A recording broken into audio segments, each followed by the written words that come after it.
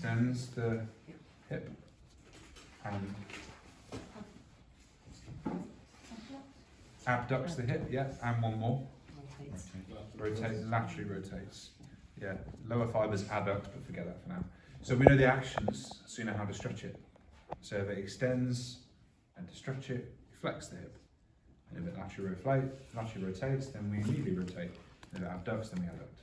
So all different ways that we can use to stretch it. So for this one, we're going to look at hip flexion as well as stretching glute max. So we'll start with PIR. The thing to make sure here is that they haven't got any hip impingement, because that can present as pain in deep hip flexion. And the difference between glute max being tight, causing that pain, or hip impingement, so something going on with the ball and socket, the pain with hip impingement will be at the front of the hip. So they'll feel like a horrible, uncomfortable sort of pinch. And if anybody's ever had that, I get it in both. It's horrible, and they'll tell you about it. So just make sure first that you assess, and you can do that when you're finding the point of bind. Okay, just keep in mind as well, the other couple of tests that we do for hip impingement involve a bit of rotation and adduction. So the most provocative close pack position of that joint is going to be flexion and adduction and internal rotation. So faders, they call it. F for flexion, AD for adduction, IR for internal rotation. And that's going to cause pain. So anytime you start to move the knee over towards the opposite shoulder, which you will do on glute med, just make sure that you're compensating with the movement of the lower leg, because what you don't want is for that to stay like that and go in that direction, because it's going to be uncomfortable. Okay, so glute max anyway, we're just going to use solely hip flexion.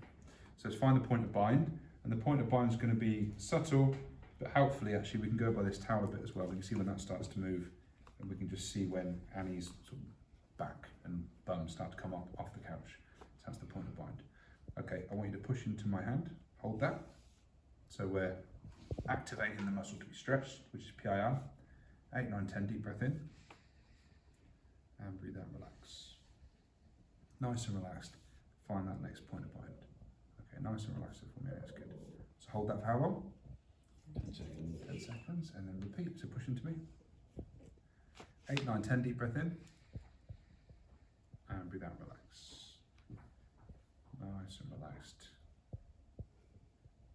All the way into hip flexion until there's no further result, or 3 times is enough. If they've got bags of hip flexion, then maybe twice will be fine.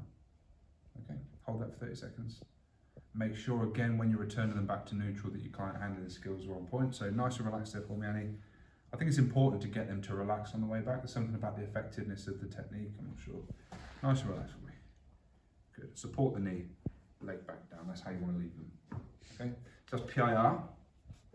RI, exactly the same. We find the point of bind in the same way as we do with PIR. Point of bind there. The only difference, we're not contracting the agonist, we're contracting the antagonist. So we're not pushing that way, we're pushing that way. Okay, so push into my hand, hold that. So there's a verbal cue, there's a tactile cue as well there. 8, 9, 10, deep breath in. Breathe out, relax.